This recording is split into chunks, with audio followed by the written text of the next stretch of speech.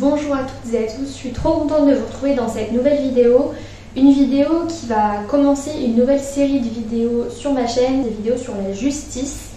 Vous savez que je suis passionnée de droit, j'adore ça et plus spécialement de droit pénal. Que ce soit sur les bancs de la faculté ou sur les bancs du tribunal, j'ai déjà de moi-même été voir énormément d'audiences, que ce soit criminel, correctionnel.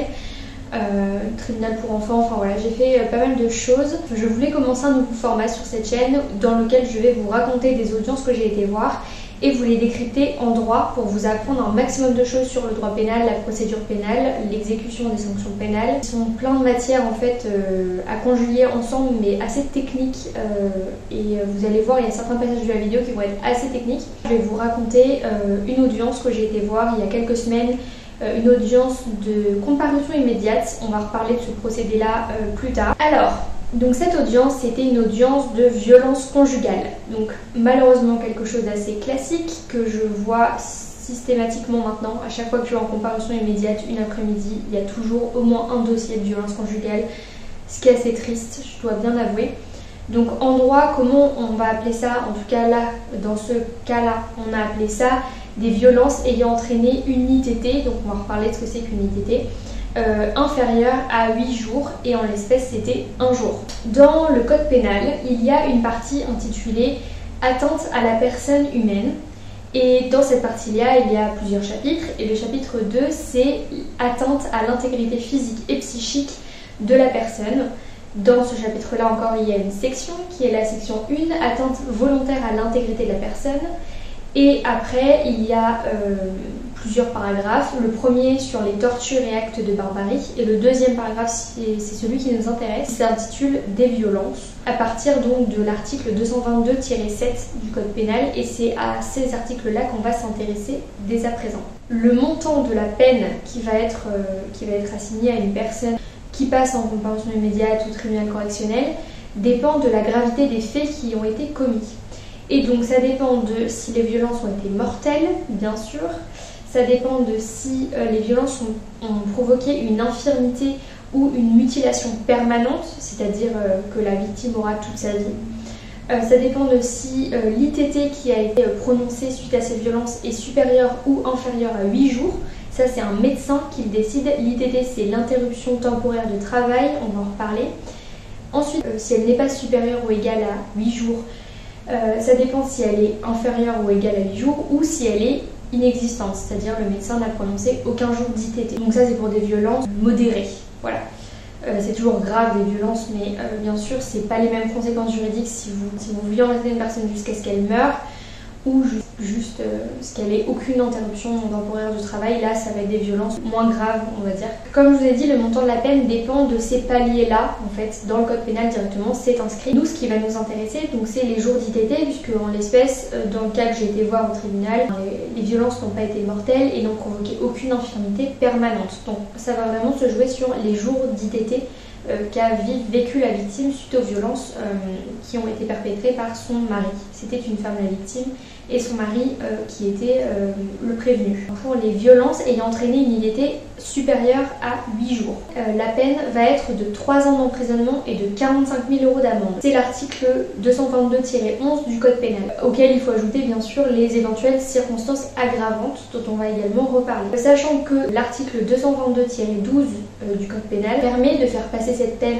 de 3 à 5 ans d'emprisonnement et de 45 000 € d'amende à 75 000 € d'amende dans certains cas. Nous, ça nous intéresse pas particulièrement aujourd'hui, puisque ici, comme je vous ai dit, dans le cas que j'ai été voir, l'ITT était de 1 jour, donc c'est-à-dire bien inférieur à 8 jours. En ce qui concerne les violences ayant entraîné une ITT inférieure à 8 jours, inférieure ou égale à 8 jours, ou 0 jour, d'ailleurs, on va en reparler. Il n'y a aucune circonstance aggravante à ces violences. C'est une contravention. C'est l'article R625-1 du Code pénal. C'est réprimé par une amende prévue pour les contraventions de 5e classe, c'est-à-dire de 1 500 €. S'il n'y a aucune ITT, l'article 624-1 du Code pénal s'applique et donc ça devient une amende prévue pour les contraventions de 4e classe, soit 750 € minimum. Ça, c'est les peines prévues s'il n'y a aucune circonstance aggravante. Maintenant, s'il y a une circonstance aggravante, c'est extrêmement différent puisqu'on passe d'une contravention, d'une qualification de contravention à une qualification de délit.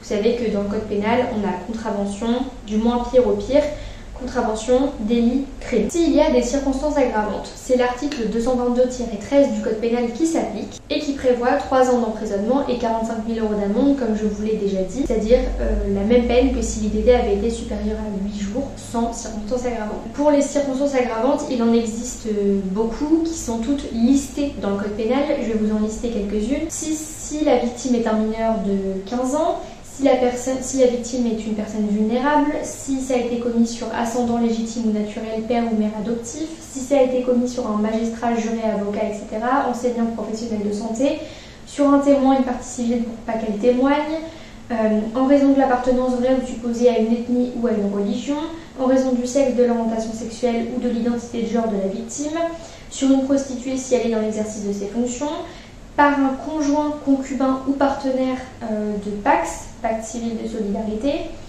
par une personne dépositaire de l'autorité publique, avec préméditation, avec usage ou menace d'une arme, par un majeur avec une aide ou assistance d'un mineur, par une personne alcoolisée ou sous l'influence de stupéfiants, par exemple. Mais il en existe encore. Dans certains cas, cette peine peut même être portée à 5 ans d'emprisonnement et 75 000 € d'amende, c'est-à-dire la même peine que pour l'ITT supérieur à 8 jours, comme je vous l'ai dit tout à l'heure, voire à 7 ans et 100 000 € d'amende, dans des cas très particuliers listés encore une fois par ce même article du code pénal. Il y a une disposition particulière dans le code pénal en ce qui concerne les violences habituelles, c'est-à-dire récurrentes, sur mineurs de moins de 15 ans, sur personnes vulnérables ou sur, et c'est là que ça nous intéresse, conjoint, concubin ou partenaire de PACS. Dans ce cas, la peine passe pour des violences ayant provoqué une ITT inférieure à 8 jours, de 3 ans à 5 ans d'emprisonnement et de 45 000 à 75 000 € d'amende. Et si l'ITT a été supérieure à 8 jours, on passe à 10 ans d'emprisonnement et 150 000 € d'amende. Dans le cas qui nous intéresse, nous, je ne saurais pas vous expliquer pourquoi,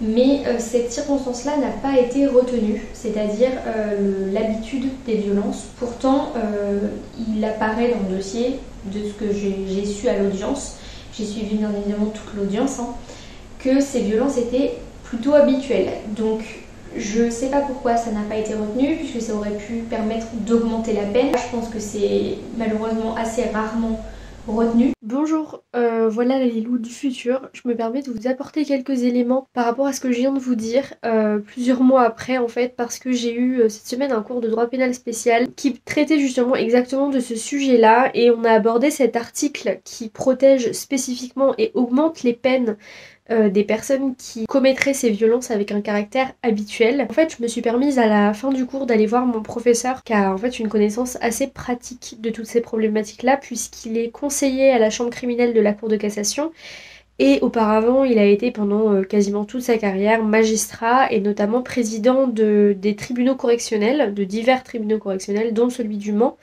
Donc il a une connaissance pratique de ce terrain. Donc je me suis permise d'aller lui poser la question de pourquoi je n'ai jamais vu personnellement, de toutes les affaires de violence conjugale que j'ai vues au tribunal, je n'ai jamais vu les magistrats, en tout cas le parquet, retenir cette circonstance, enfin c'est même pas une circonstance, cet article-là, et qui permettrait en fait d'augmenter les peines dont seraient passibles les personnes qui commettraient des violences habituelles sur personnes vulnérables, dont les conjoints. Et je lui ai dit que je n'avais jamais vu cet article appliqué en pratique et que je me demandais pourquoi, s'il y avait une raison en fait à tout ça. Et il m'a très clairement répondu qu'il pense que non, il n'y a pas de raison à part la pratique judiciaire. C'est-à-dire qu'il m'a dit, moi-même quand j'étais magistrat, je pensais pas en fait à utiliser cet article. Je sais pas pourquoi, mais c'est pas un automatisme qu'on a. Et c'est bien triste, ça devrait changer parce que ça permettrait vraiment de protéger encore mieux les victimes de violences conjugales notamment. Et voilà, c'est quelque chose auquel on pourrait réfléchir. C'est pour moi intéressant de réfléchir à tout ça parce que ça pose des vraies questions quand même de pratiques judiciaires un peu limites au niveau des violences conjugales. Voilà, mais la réponse est que, en tout cas de ce que je sais et de ce qu'il sait lui aussi, on n'a pas de réponse implacable, on va dire, réponse juridique à cette question. C'est vraiment une question de pratique et c'est bien dommage. Moi j'ai été voir une audience qui était une CRPC, c'est-à-dire une comparution. Alors avant on appelait ça une comparution immédiate, maintenant on appelle ça CRPC, comparution sur reconnaissance préalable de culpabilité. C'est un peu une sorte de plaider coupable à la française, on va dire, même si tous les mécanismes anglo-saxons ne s'appliquent absolument pas en France. On va clarifier tout de suite ce qu'est une CRPC. Je tiens juste à vous dire, pendant l'été, c'est-à-dire le mois d'août et un peu juillet, tous les ans, c'est les vacations judiciaires, donc il y a beaucoup moins de procès, beaucoup moins d'audiences. Les audiences correctionnelles, etc., en général reprennent, sauf urgence, vers le mois de septembre. Donc pendant ces 2 mois-là, c'est essentiellement des audiences pénales de CRPC qui se déroulent dans les tribunaux, qui sont publiques, ouvertes à tout le monde et gratuites bien évidemment. Donc voilà, petit point pratique, on va dire, sur les CRPC.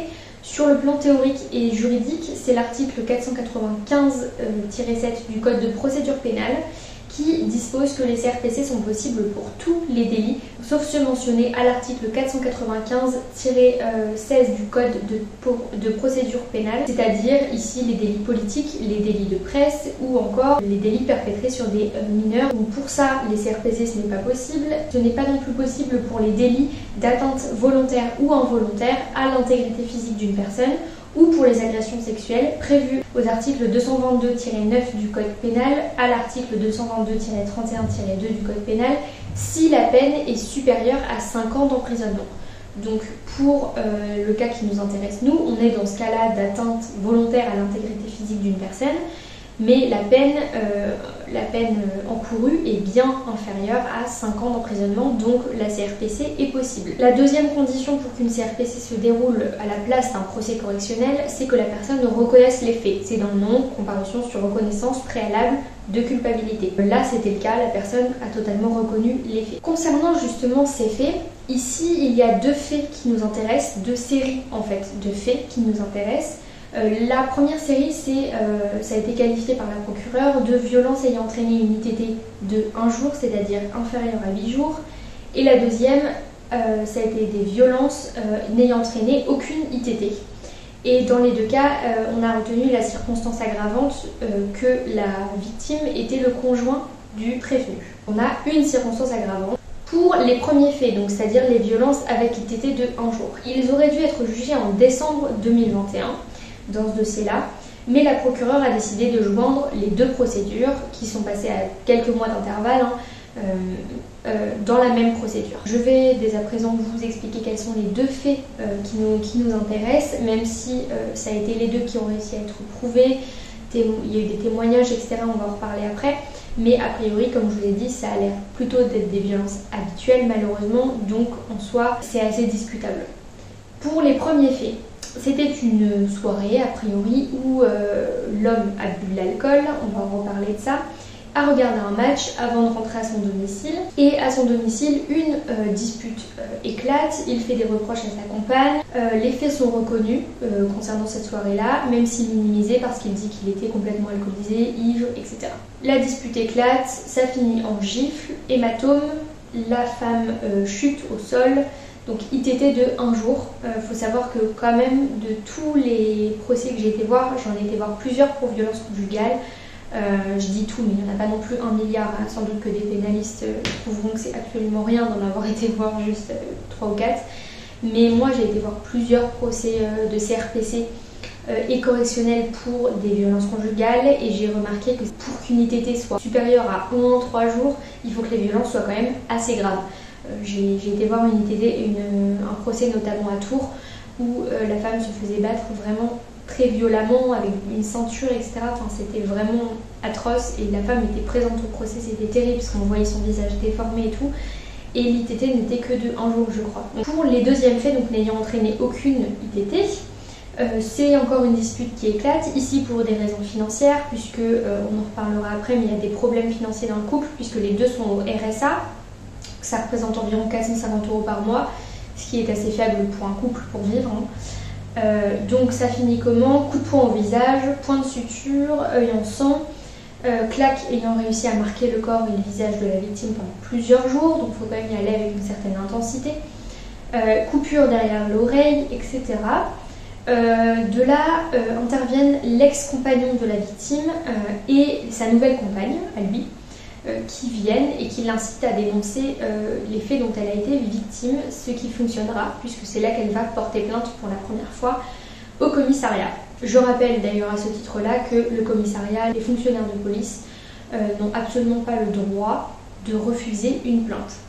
Petit rappel au cas où parce qu'on voit malheureusement ça assez souvent et c'est totalement illégal. En juin 2021, selon la victime, les violences étaient quotidiennes, systématiques et la nouvelle compagne de son ex a confirmé ça en disant qu'elle l'hébergeait régulièrement et qu'à chaque fois qu'elle la voyait, elle avait des yeux au beurre noir, des traces de violence partout sur son visage. Ça a été un témoignage de la nouvelle compagne de l'ex de la victime qui a été lu sur demande de la procureure au cours de l'audience. Sur une éventuelle question de séparation, ce qui est toujours important dans les procès de violence conjugale bien sûr, et notamment pour les dangers de récidive, lui a priori était ok avec l'idée d'une séparation et il a surtout évoqué la volonté de se sevrer de l'alcool puisqu'on a une problématique alcoolique sévère dans ce dossier. Sur la personnalité de l'accusé, alors sur la question des enfants, ils ont un enfant commun qui a 4 ans et la femme a déjà eu 2 enfants d'une précédente union. Sur lui, il n'a plus de travail depuis avril 2021 parce que son permis de conduire a été suspendu, sans doute à cause d'une problématique alcoolique. Il était avant chauffeur-livreur, du coup il est au RSA comme je vous disais tout à l'heure. Et il n'a aucun lien familial, c'est-à-dire qu'il ne parle plus à personne de sa famille. Il a une histoire familiale un petit peu compliquée. Sa mère, pendant son enfance, était en prison pour des gros détournements de fonds.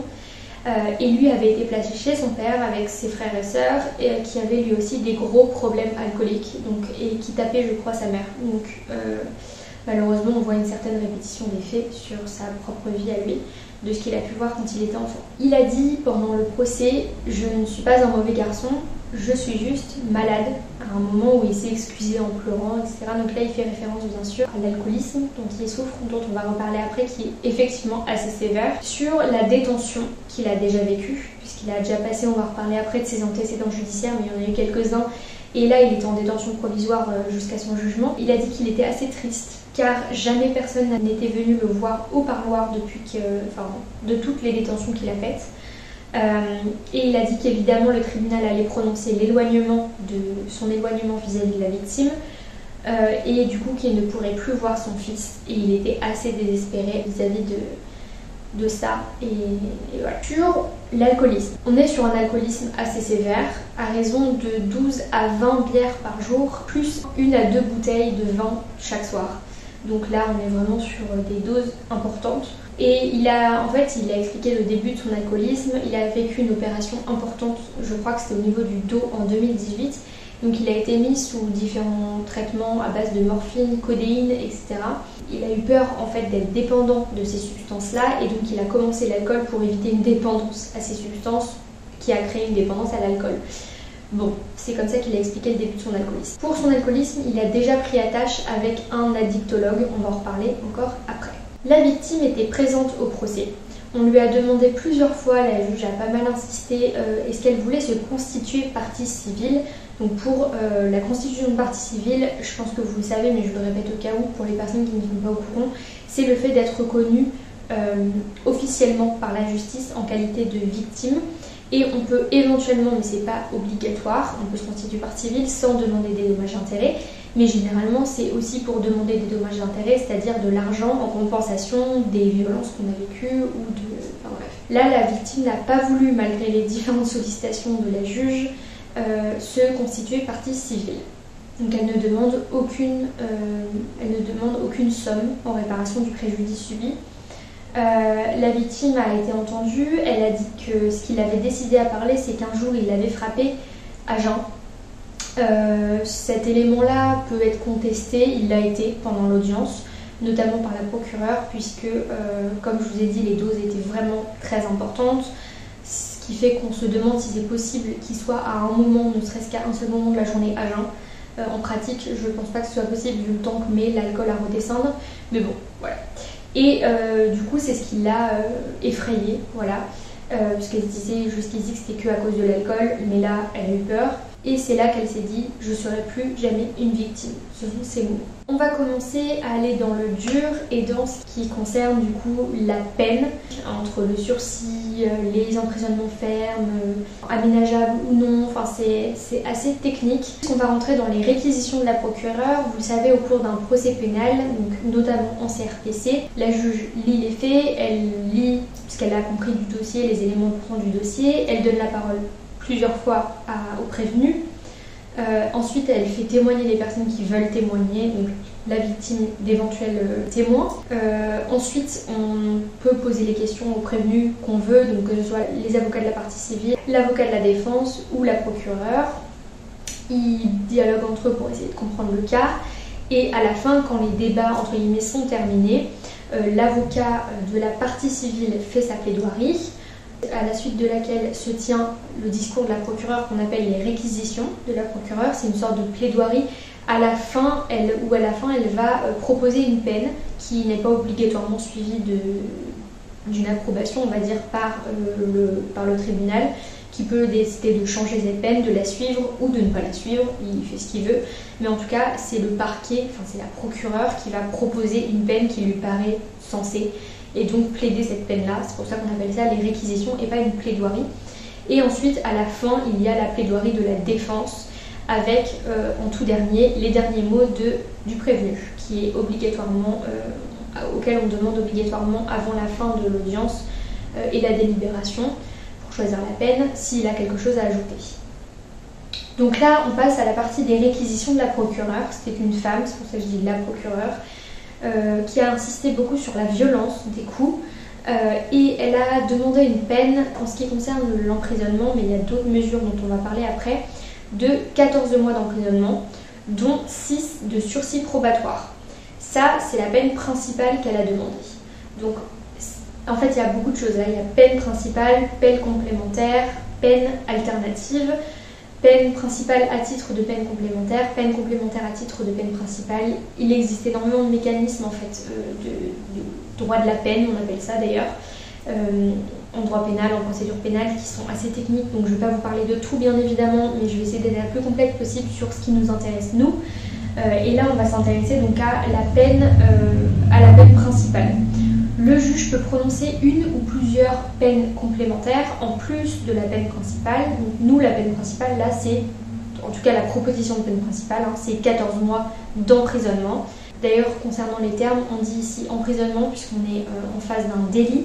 En matière délictuelle, on parle d'emprisonnement, on ne parle pas de prison et on ne parle pas non plus de réclusion. Puisque la réclusion, c'est exclusivement en matière criminelle, ça veut dire emprisonnement, mais en matière criminelle. Donc le juge peut prononcer une ou plusieurs peines complémentaires en plus de la peine principale ou lorsque la peine complémentaire est facultative. Donc il y avait bien 2 peines principales encourues. 3 ans d'emprisonnement, 45 000 € d'amende. Une peine de prison, une peine d'amende, en gros. Donc si 2 peines principales sont encourues, le juge a le choix de prononcer les 2 ou seulement une. L'article 132-7 alinéa 2 du Code pénal dispose que le juge peut prononcer une seule des peines encourues. Ce qui est ici la demande de la procureure. Elle ne demande pas à ce qu'il y ait une amende. Cet article dispose que la juridiction peut ne prononcer que l'une des peines encourues pour l'infraction dont elle est saisie. Ici, 2 peines principales sont encourues, comme je vous disais. Donc on va d'abord voir la peine d'amende, comment ça se passe quand une peine d'amende est encourue. L'amende, elle est régie en gros par l'article 132-20 du Code pénal pour ce qui nous intéresse. Donc là, je vous lis l'article. Lorsqu'une infraction est punie d'une peine d'amende, la juridiction peut prononcer une amende d'un montant inférieur à celle qui est encourue, bien sûr.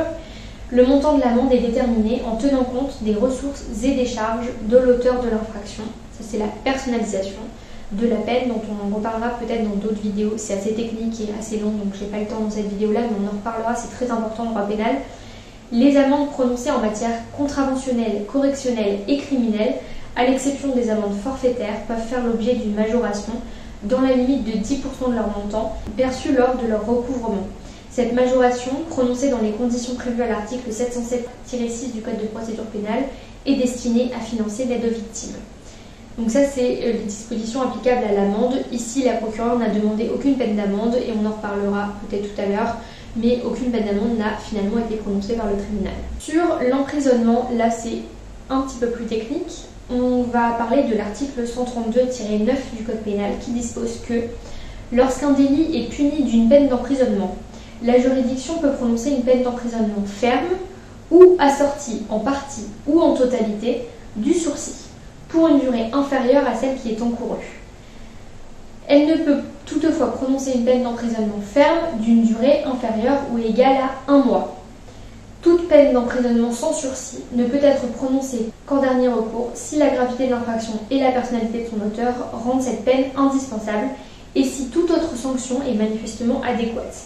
Dans ce cas, si la peine est inférieure ou égale à 6 mois, elle doit, sauf impossibilité résultant de la personnalité ou de la situation du condamné, faire l'objet d'une des mesures d'aménagement prévues à l'article 132-25. Dans les autres cas prévus au même article 132-25, elle doit également être aménagée si la personnalité et la situation du condamné le permettent, sauf si impossibilité matérielle.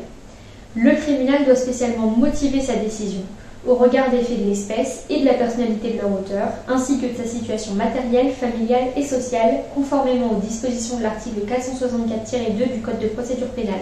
Ça, c'est encore une fois la personnalisation de la peine, à voir dans une prochaine vidéo. En somme, depuis le 23 mars 2019, il y a eu une grosse réforme pénale.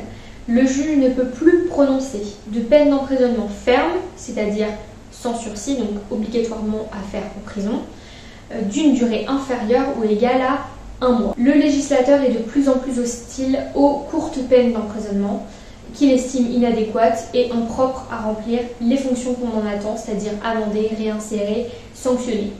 Pour une peine qui est comprise entre 1 mois et 6 mois compris, il y a obligation d'aménagement de la peine, sauf impossibilité résultant de la personnalité de la ou du condamné. Pour l'aménagement de la peine, si le tribunal avait suivi les réquisitions de la procureure, l'aménagement de la peine n'était pas obligatoire, car elle a demandé 14 mois, mais il faut absolument se fier à l'article 132-25 du Code de procédure pénale qui est plus précis.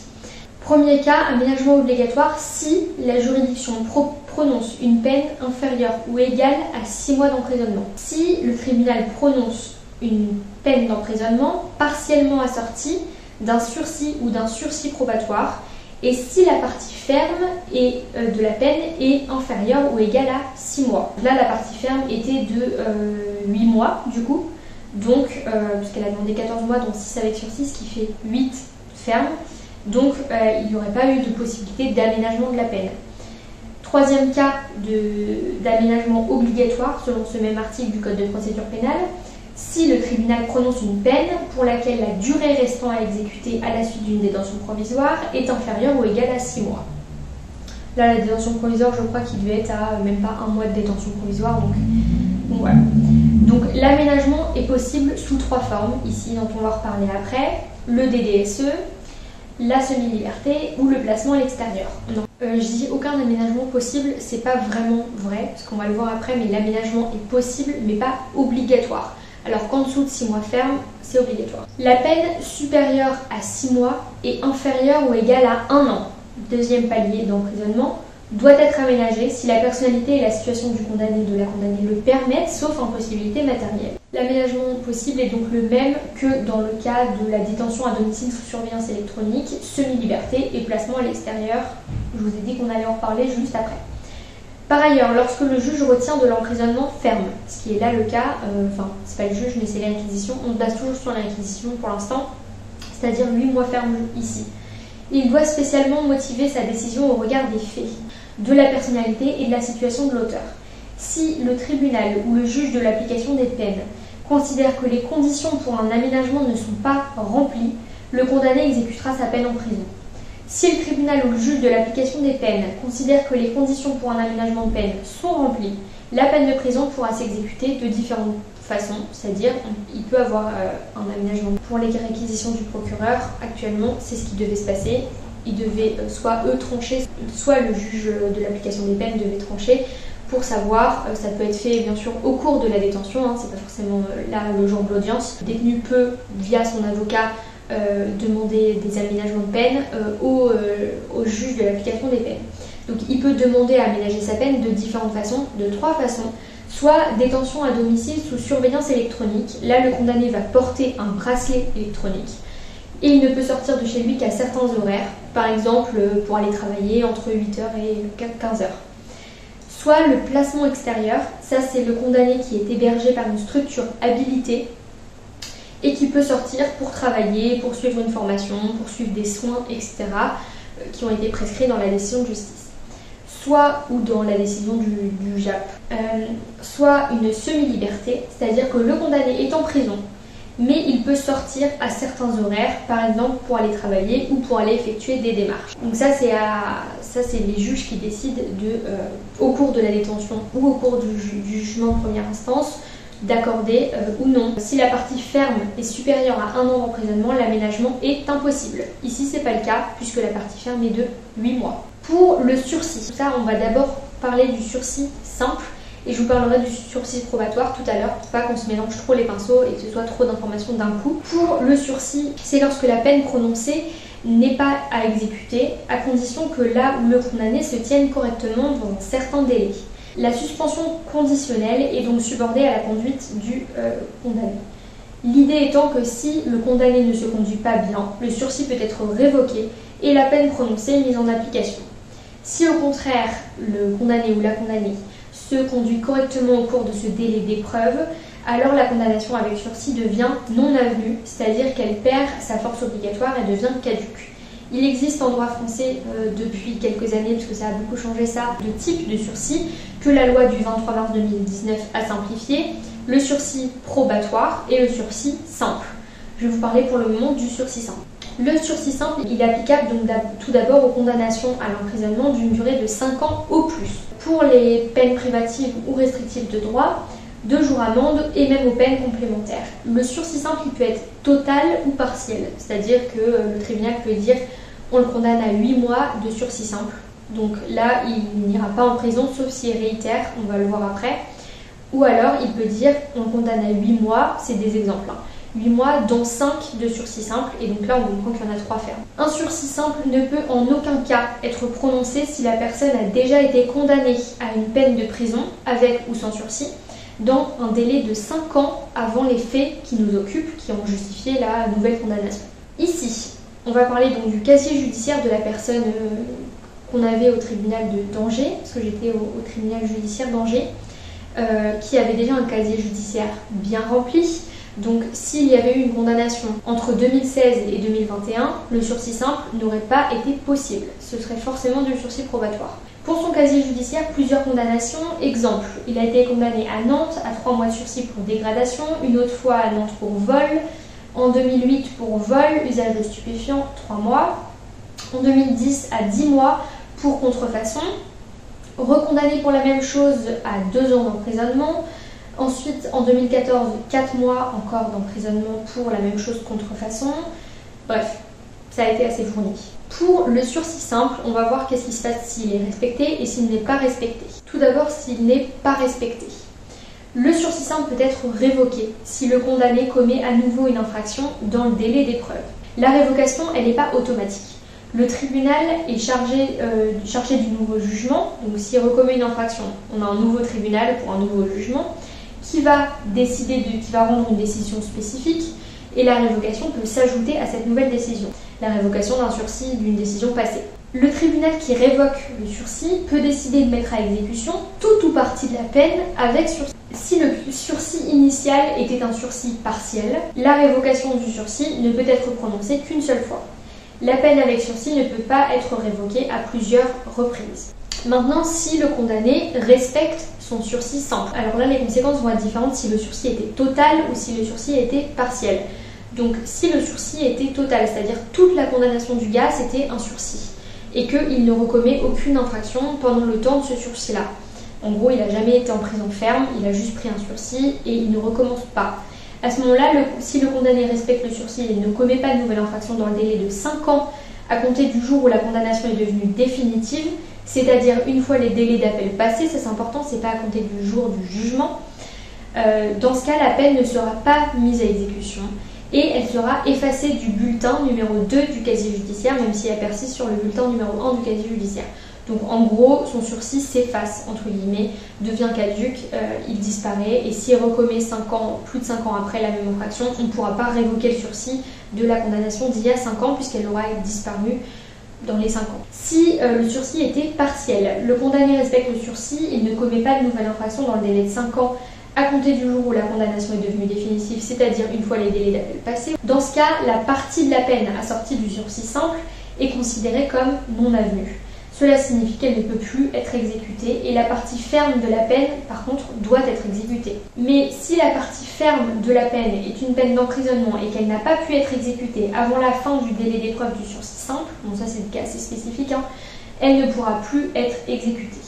Attention, si après les 5 ans, on découvre qu'une infraction a été commise dans le délai d'épreuve, le sursis simple peut être révoqué. Donc voilà, on est terminé avec le sursis simple, on parlera du sursis probatoire tout à l'heure.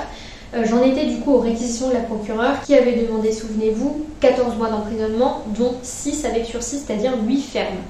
Elle a également demandé une interdiction d'entrer en contact et de paraître au domicile de la victime, un stage lié aux violences conjugales, donc ça c'est 3 obligations du sursis probatoire. Elle a demandé 14 mois d'emprisonnement, dont 6 de sursis probatoire, et elle a également demandé l'exécution provisoire de la décision du tribunal.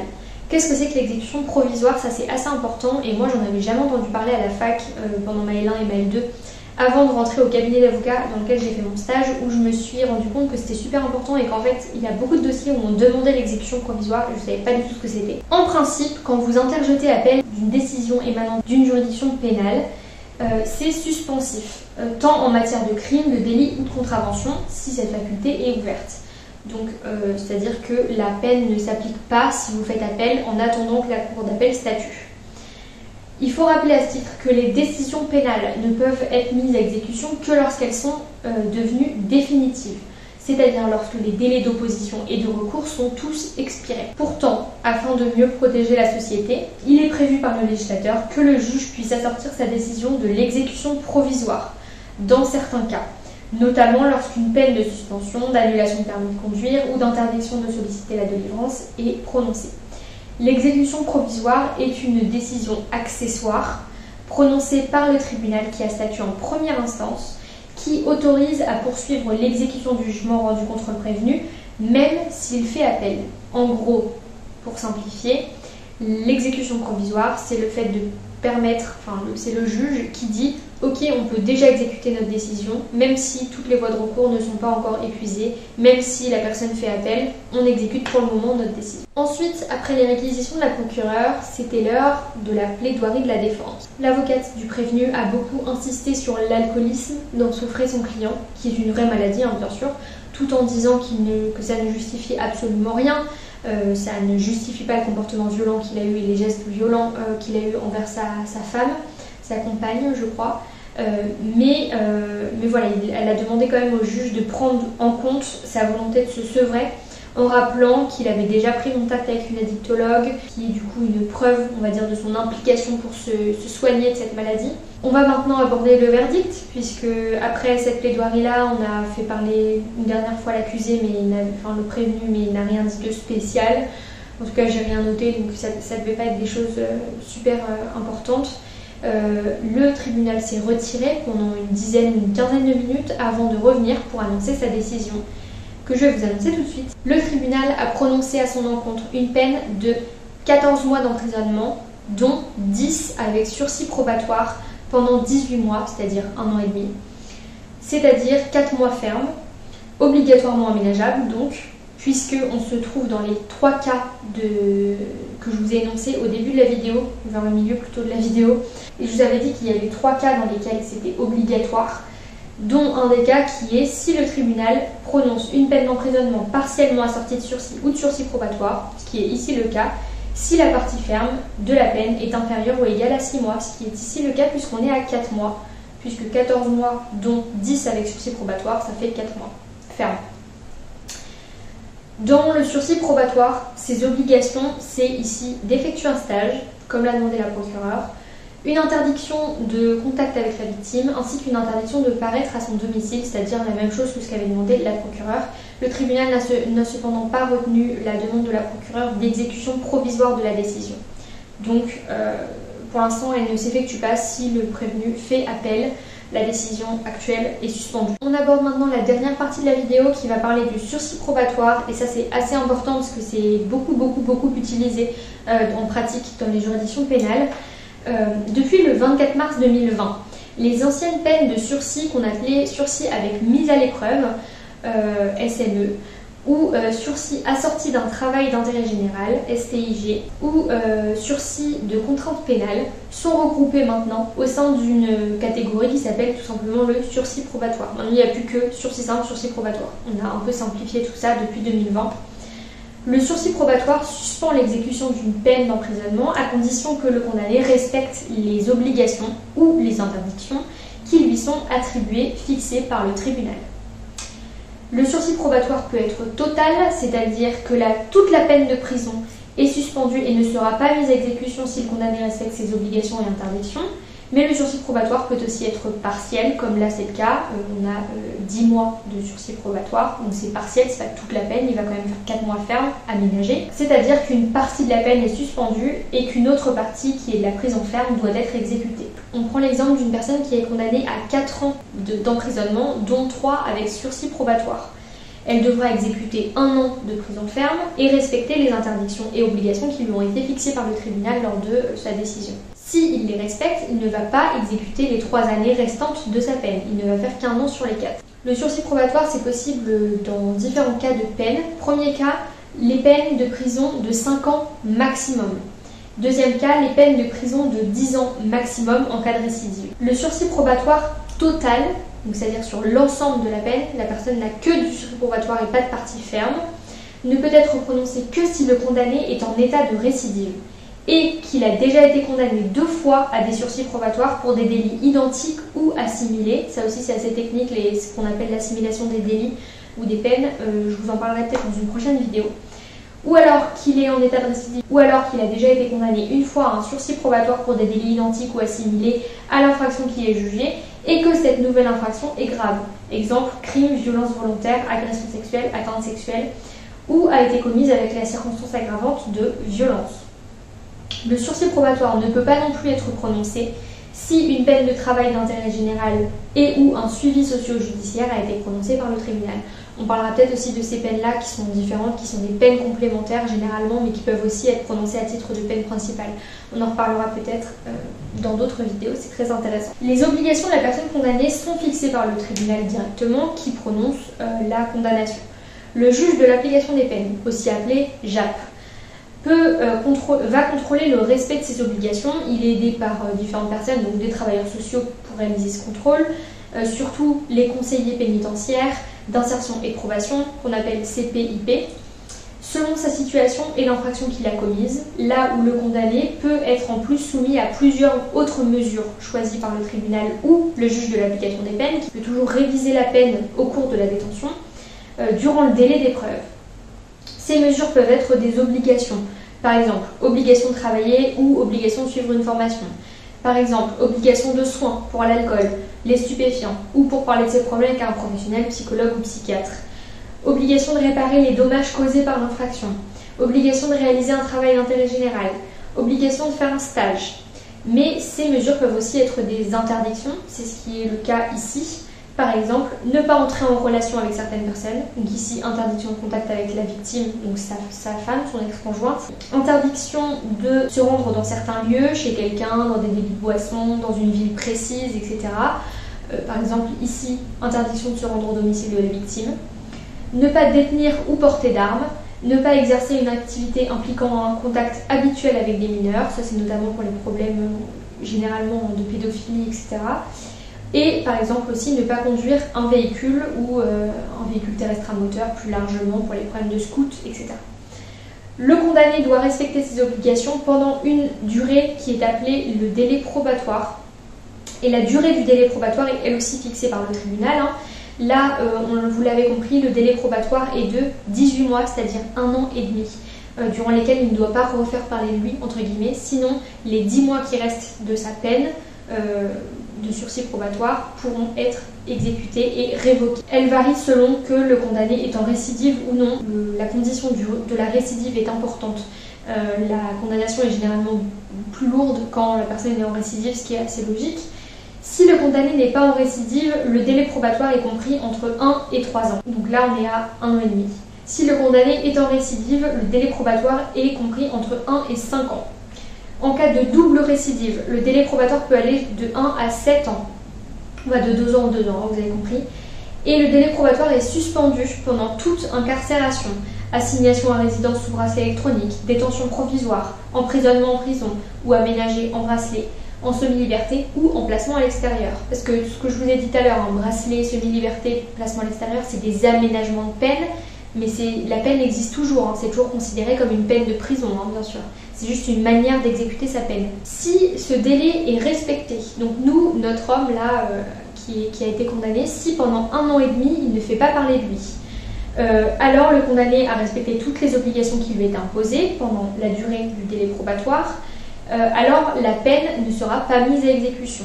Elle sera effacée du bulletin numéro 2 du casier judiciaire, mais demeurera sur le bulletin numéro 1, comme on a dit tout à l'heure pour le sursis simple. Si le délai n'est pas respecté, le sursis probatoire peut être révoqué. Donc ici, par exemple, s'il n'effectue pas le stage qu'on lui a demandé d'effectuer, s'il paraît au domicile de la victime alors qu'il n'a pas le droit d'y aller, s'il entre en contact avec la victime de quelque manière que ce soit, ça peut être un envoi d'un SMS, ça peut être un appel. À ce moment-là, si le condamné n'a pas respecté ses obligations ou ses interdictions pendant le délai probatoire fixé par le tribunal, le délai d'épreuve, le sursis probatoire peut être révoqué par le juge d'application des peines. Le condamné a commis une nouvelle infraction pendant le délai probatoire.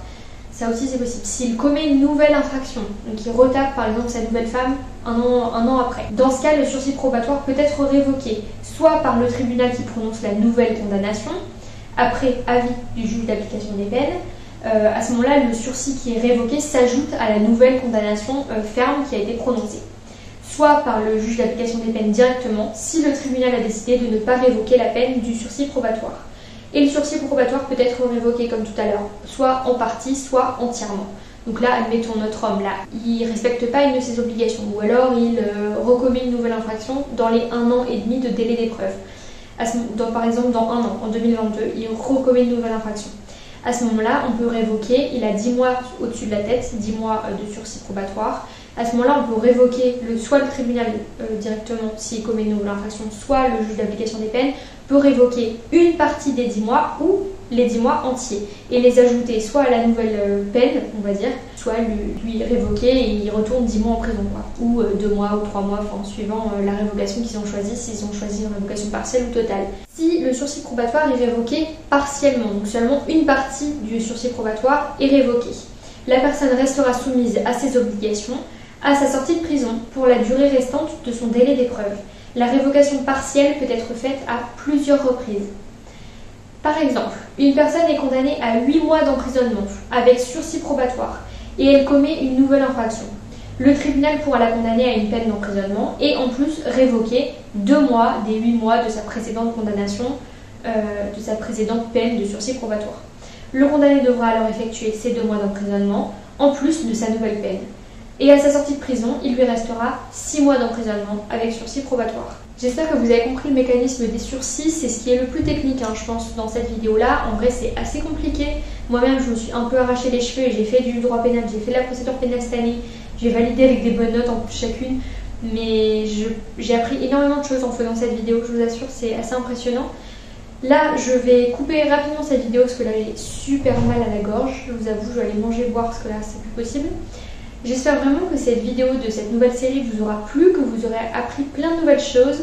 Si vous voulez d'autres épisodes de cette série Justice, n'hésitez pas, j'en ai plusieurs, je peux les préparer, ça me met beaucoup d'heures, mais je peux toujours le faire si vraiment ça vous intéresse. Et j'ai encore d'autres procès que j'ai été voir qui seraient super intéressants à aborder avec vous, que je peux vous raconter.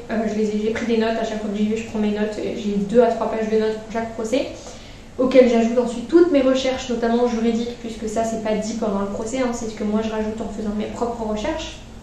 Donc voilà, j'espère vraiment que ça vous aura intéressé, que vous aurez appris plein de trucs, c'est le but de ces vidéos-là. N'hésitez pas à me dire si ça vous a plu ou pas, parce que ça dépend, la survie de cette série dépend de vous en fait, et de votre avis sur cette question. Je vous laisse, je vous retrouverai très bientôt dans une prochaine vidéo. N'hésitez pas à liker la vidéo, la partager à des amis que ça pourrait intéresser, à des pénalistes, à de nouveaux étudiants en droit, etc. N'hésitez pas aussi à mettre un petit commentaire, ça me fait toujours plaisir. Me suivre sur mon Instagram lilou-studylaw, je réponds à tout le monde en message privé, en post, etc. N'hésitez pas. Et je vous dis à très bientôt dans une prochaine vidéo. Prenez soin de vous, de la nature, des animaux, de vos proches. Et à très bientôt dans une prochaine vidéo. Bye!